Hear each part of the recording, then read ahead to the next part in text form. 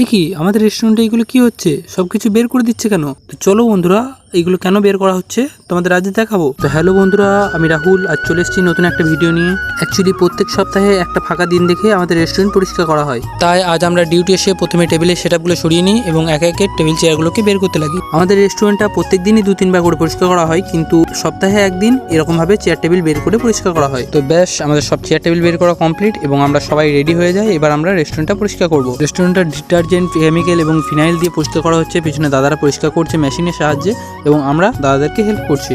দাদাদের সাথে এই কাজগুলো করতে খুবই মজা লাগে, কারণ আমরা কাজ তেমন কিছু করছি না, শুধুমাত্র দাদাদের সাথে একটু মজা নিচ্ছি। এদিকে সবাই কাজ করছে আর ওদিকে গোসাইদা আমাদের ড্যান্স প্র্যাকটিস করছে।